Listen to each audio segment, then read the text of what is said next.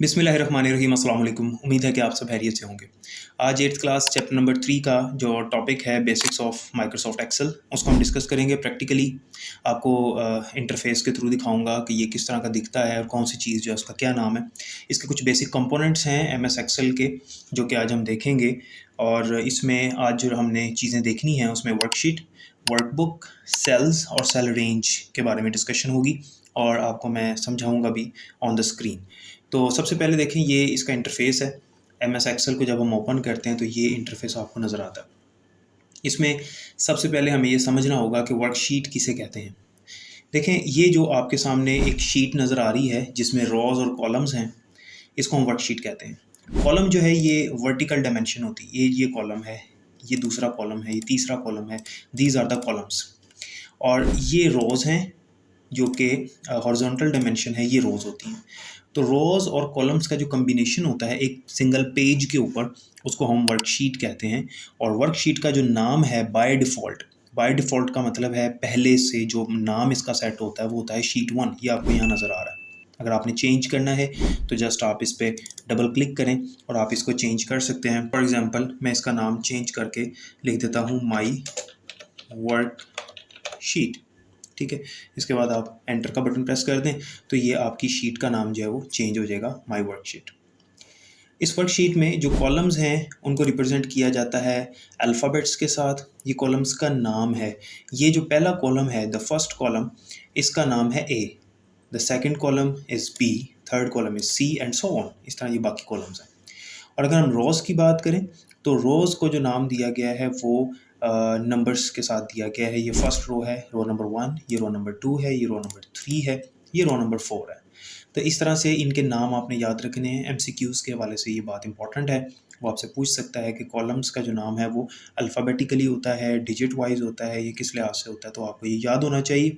इसके अंदर एक बात आपने याद रखनी है कि इनकी रेंज कितनी होती है, यानी ये टोटल कितने कॉलम्स होते हैं और कितनी रोज़ होती है। फ़िलहाल हमें जो कॉलम्स हैं वो लास्ट तक ए डी तक नज़र आ रहे हैं, यानी ए से लेके जी तक ही होते हैं। और जी के बाद फिर ए बी, ए सी, यानी ए के कम्बिनेशन के साथ फिर अल्फ़ाबेट शुरू हो जाते हैं। फिर बी के कम्बिनेशन के साथ फिर अल्फ़ाबेट शुरू हो जाएंगे और ये चलता रहेगा। और टोटल जो हमारे पास कॉलम्स होते हैं एम एस एक्सेल के अंदर वो होते हैं 16,384। 16,384 कॉलम्स हैं। और अगर हम रोज़ की बात करें तो मैं अगर इसको स्क्रॉल डाउन करूँ तो फिल वक्त मुझे यहाँ 34 रोज़ नज़र आ रही हैं। लेकिन जैसे जैसे मैं इसमें एडिशन करता जाऊँगा, एंटर का बटन प्रेस करूँगा, वो नीचे जाता जाएगा। तो इसके अंदर टोटल जो रोज़ होती हैं वो होती हैं 10,48,576। तो ये हमारे पास number of rows and number of columns, total जो मैक्सिमम रेंज है, लिमिट है इसकी, ये होती है। और ये बहुत ज़्यादा है, कभी भी हम इस लिमिट को रीच नहीं करते। तो खैर ये हमारे पास कॉलम्स और रोज़ थी। तो रोज़ और कॉलम्स का जो कॉम्बिनेशन है एक पेज पे, एक शीट पे, उसको हम वर्कशीट कहते हैं। अच्छा, अगर हम इसको शीट को बढ़ाना चाहें, एक से ज़्यादा शीट्स भी ऐड की जा सकती हैं। यहाँ पे प्लस का सिंबल है, आप इस पर क्लिक करेंगे तो एक दूसरी शीट आ जाएगी, शीट 2, फिर शीट 3 एंड सो ऑन। तो आप उसको चेंज कर सकते हैं। नंबर 2, अगर आप इसके ऊपर राइट क्लिक करें, यहाँ पे शीट के नाम पे राइट क्लिक करें तो यहाँ पर आपको डिलीट की ऑप्शन मिलती है, शीट को डिलीट करने की ऑप्शन है, रीनेम की ऑप्शन, वो मैंने आपको बताया कि डबल क्लिक करने से भी हो सकता है। रीनेम पे क्लिक करेंगे तो रीनेम कर देगा। आपने इसको कॉपी करना है शीट को, एक और इसी तरह की शीट आपने कॉपी पेस्ट करनी। यहाँ पर एक न्यू शीट आपने बनानी। जैसे मैं यहाँ पर मूव और कॉपी पे क्लिक करता हूँ तो वो आपसे पूछ रहा है कि आपने शीट को कहाँ पर लेके आना है, एक और कॉपी जो इसकी बनानी है वो कहाँ पर होगी। तो फर्स्ट जो शीट है वो है माई वर्कशीट के नाम से। दूसरी जो शीट है वो है शीट 2 जो हमें दिखा रहा है। और तीसरे नंबर पे ये आ जाएगी अगर मैं इसे कहता हूँ मूव टू एंड, ठीक है, और create a copy.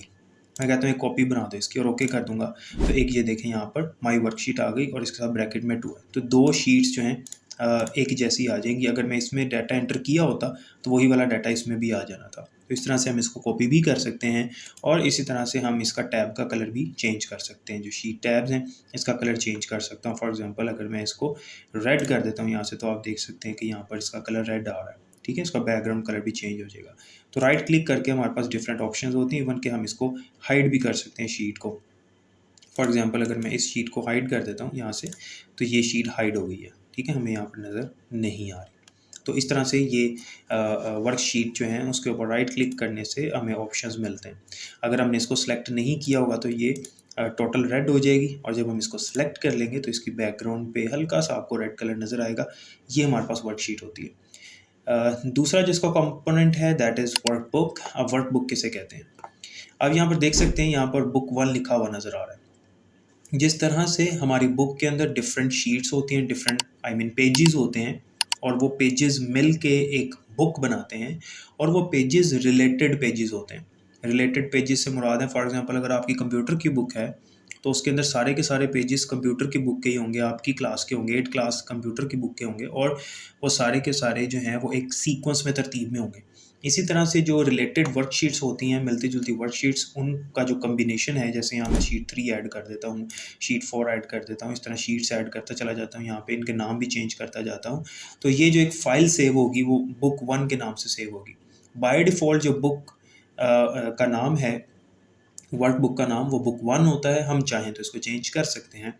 For example अगर मैं फ़ाइल के मेन्यू पे क्लिक करता हूँ और यहाँ से मैं इसको सेव करता हूँ, और मैं इसको सेव कर देता हूँ फॉर एग्ज़ाम्पल डाउनलोड्स में, और यहाँ पर इसका नाम पूछेगा मुझसे कि बुक 1 रखना है या कोई और रखना है, तो मैं इसका नाम रख देता हूँ माई वर्क बुक। उसके बाद मैं इसको कर देता हूँ सेव। तो अब देखें यहाँ पर ऊपर सबसे ऊपर आपको नाम नज़र आ रहा है माई वर्क बुक। इस वर्कबुक की फ़ाइल को जब मैं ओपन करूँगा तो इसके अंदर मुझे मल्टीपल शीट्स मिलेंगी, जो यहाँ नीचे शीट टैब में नज़र आएंगी। इसको कहते हैं शीट टैब। ये शीट टैब होता है। तो एक वर्कबुक को ओपन करेंगे तो अंदर मल्टीपल शीट्स होगी, तो हम कह सकते हैं the collection of related worksheets is called workbook. ठीक है। उसके बाद ये एक फ़ाइल बन जाती है, और फाइल के अंदर डिफरेंट वर्कशीट्स बाद में भी ऐड की जा सकती हैं, और इनके अंदर डिफरेंट टाइप्स का डाटा मौजूद होगा शीट्स के अंदर। अब अगर हम बात करें सेल्स की, तो सेल किसे कहते हैं? आपने याद रखना है the intersection of rows and columns in a worksheet is called a cell. यानी रो और कॉलम का जो इंटरसेक्शन है, यानी एक रो और एक कॉलम, फॉर एग्जांपल ये रो है, रो नंबर 8 है, ठीक है, और कॉलम नंबर ए है, ए और 8, इनका जो कम्बिनेशन है वो ये वाला सेल बनेगा। ये इसमें कॉलम है ए और रो है 8। तो ये जो एक रो और सेल का जो इंटरसेक्शन है, जहाँ पे ये मिलते हैं एक रो और एक कॉलम, उसको एक सेल कहेंगे। अगर मैं इस सेल की बात करूँ तो इसमें कॉलम नंबर n है, हाईलाइट भी हुआ है, और रो नंबर 8 है, ये भी हाईलाइट हुई है, तो ये एक सेल। तो सेल का जो नाम है वो आपको यहाँ पर नज़र आ रहा होता है नेम बॉक्स के अंदर, ये है N8। तो याद रखिएगा सेल के नाम को जब भी हमने लिखना है तो उसमें पहले कॉलम का नाम आएगा, उसके बाद उसका जो रो का नेम है वो आपको यहाँ पर नज़र आ रहा है वही होगा, यानी N8 होगा। ठीक है। So this is called a cell. और जब भी आप किसी सेल को सिलेक्ट करते हो, फॉर एग्जांपल मैं इस सेल को सिलेक्ट कर लेता हूँ, तो यहाँ पर आपको नेम बॉक्स के अंदर उसका नाम नज़र आता है। उसके बाद अगर हम बात करें सेल रेंज की, तो सेल रेंज का मतलब होता है the references of adjacent sales, references of adjacent sales, adjacent या कंसेक्टिव सेल्स, वो सेल्स जो साथ साथ होते हैं, अगर हम उनको सेलेक्ट कर लें तो उसको सेल रेंज कहते हैं। फॉर एग्जांपल मैं इस तरह से इन सेल्स को सिलेक्ट कर लेता हूँ, तो ये सेल रेंज बन जाएगी। यानी ये इसका फर्स्ट यहाँ से लेकर यहाँ तक, C5 से लेकर G11 तक ये सेल रेंज कहलाएगी। तो अगर मैं ये सिलेक्ट कर लेता हूँ इस तरह से, तो फर्स्ट सेल होगा C5 और लास्ट होगा C12। और अगर मैं इस तरह से सिलेक्ट कर लेता हूँ तो फर्स्ट ये वाला लेफ्ट साइड पे टॉप लेफ्ट वाला फर्स्ट सेल होगा C5, और लास्ट सेल होगा ये वाला यानी Q19। तो इसका मतलब है कि हम सेल रेंज को किस तरह से लिखते हैं। जैसे अगर मैं ये लिख देता हूँ इस तरह से, तो इसमें सेल रेंज में किस तरह से लिखूँगा, C5 कॉलन G13। मैं यहाँ पर लिखता हूँ C5, फिर आपने लगाना है कॉलन, और फिर लास्ट सेल है हमारे पास G13।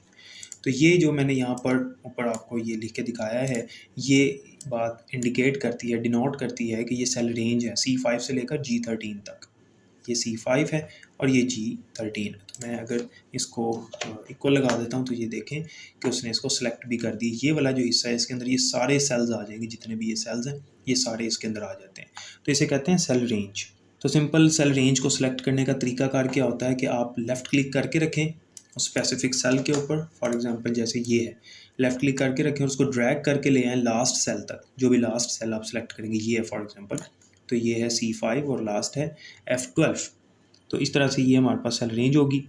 तो आज के लेक्चर में हमने वर्कशीट देखी, वर्कबुक के बारे में पढ़ा, हमने सेल्स के बारे में पढ़ा और सेल रेंज को देखा।